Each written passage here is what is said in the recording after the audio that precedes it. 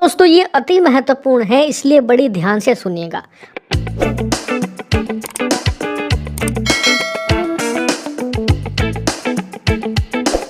आपको याद होगा कि एक हफ्ता पहले ही मैंने आपको खबर दी थी कि यूरोप के 4 देश जो कि यूरोपियन यूनियन का हिस्सा नहीं है, लेकिन ये यूरोप के सबसे अमीर देश हैं, जैसे कि नॉर्वे हो गया, स्विट्जरलैंड, आइसलैंड।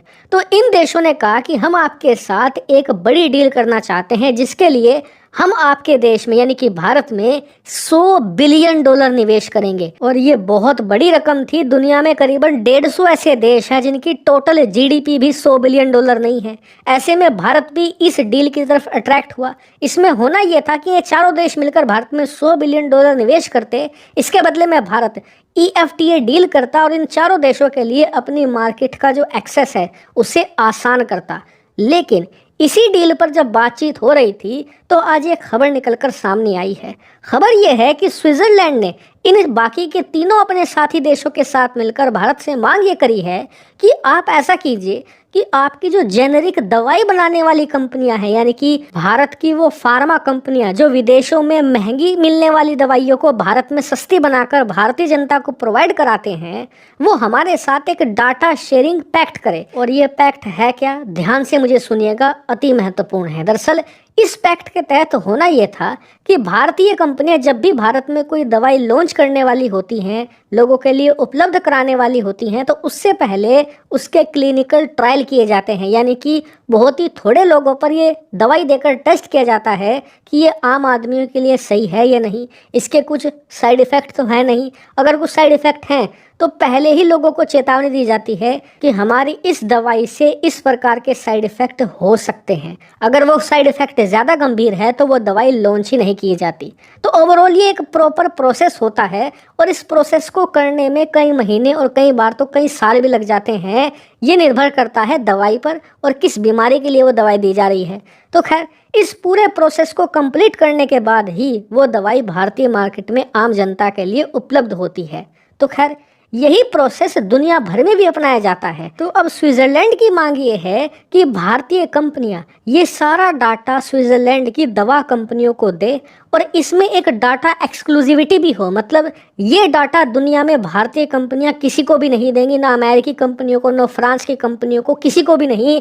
सिर्फ और सिर्फ स्विट्जरलैंड की कंपनियों को और बाकी के जो इनके 3 साथी देश हैं, इनकी कंपनियों को ही ये डाटा उपलब्ध करवाया जाएगा। अब आपके मन में सवाल उठा होगा कि स्विट्जरलैंड भारत का क्लिनिकल डाटा चाहता क्यों है और वो ये भी शर्त क्यों रख रहा है कि आप किसी भी दूसरे देश को नहीं दोगे, यहाँ तक कि स्विट्जरलैंड के जो फ्रेंडली कंट्री हैं, फ्रांस वगैरह, इन्हें भी नहीं दोगे। तो इसके पीछे 2 कारण हैं। पहला ये कि स्विट्जरलैंड को पता है कि भारत की फार्मा कंपनियां बहुत विशालकाय हैं। भारत हर साल $25 बिलियन से ज़्यादा की दवाइयां एक्सपोर्ट कर देता है और उससे भी बड़ी मात्रा में भारत में बेची जाती हैं। और इतनी ज़्यादा बड़ी होने की वजह से अब भारतीय कंपनियां बहुत सारी दवाई खुद बनाने लगी हैं और उन दवाइयों का जो क्लिनिकल ट्रायल है वो खुद कर लेते हैं। ऐसे में भारतीय दवाई कंपनियों के पास एडवांटेज ये होता है कि उनकी दवा पहले मार्केट में आ जाती है। यहाँ तक कि कई विदेशी कंपनियों को जब तक इन दवाओं का फॉर्मूला पता होता है तब तक उनके देश में भारतीय कंपनियां दवाई एक्सपोर्ट करना शुरू कर देती हैं।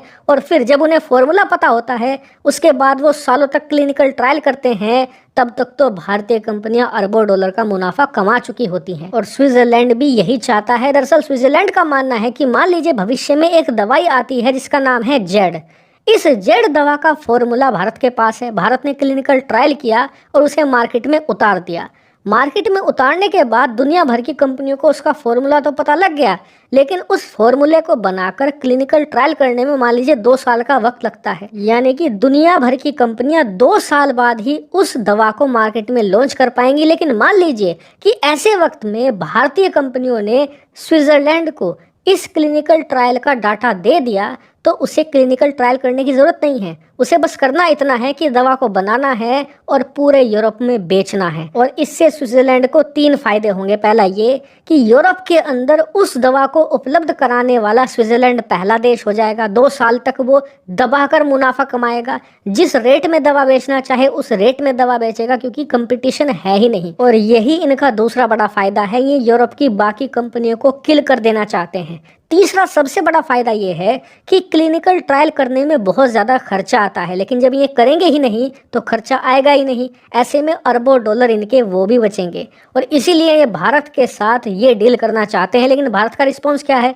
भारत ने साफ इनकार कर दिया है कि जी देखिए, हम इस प्रकार की डील आपके साथ नहीं करेंगे। आपके साथ तो छोड़िए, किसी के साथ नहीं करेंगे, क्योंकि इससे सबसे बड़ा खतरा भारत को ही है। क्योंकि भारत बड़ी मात्रा में यूरोप के अंदर दवाई एक्सपोर्ट करता है, तो आने वाले समय में स्विट्जरलैंड की कंपनियां खुद भारतीय कंपनियों को खत्म कर सकती है। हालांकि भारत ने ये नहीं कहा डायरेक्टली, क्योंकि भारत को इनसे $100 बिलियन निकलवाने भी तो हैं। इसलिए भारत ने कहा कि जी देखिए, हम आपके साथ डील तो कर लेते हैं, लेकिन दिक्कत ये है कि वर्ल्ड ट्रेड ऑर्गेनाइजेशन यानी कि WTO में इस प्रकार की डील को अलाउ नहीं किया जा सकता। आप पर भी केस हो जाएगा, हम पर भी केस हो जाएगा। यानी कि भारत ने बड़ी ही चतुराई से इनकी जो मांग थी उसे भी खत्म कर दिया और जो बातचीत है $100 बिलियन के इन्वेस्टमेंट को लेकर उसे भी जारी रखा है। हालांकि इस पर अभी और बातचीत होगी। जैसे इस पर कोई बड़ी खबर निकल कर सामने आएगी, मैं आपको जरूर सूचित करूंगा।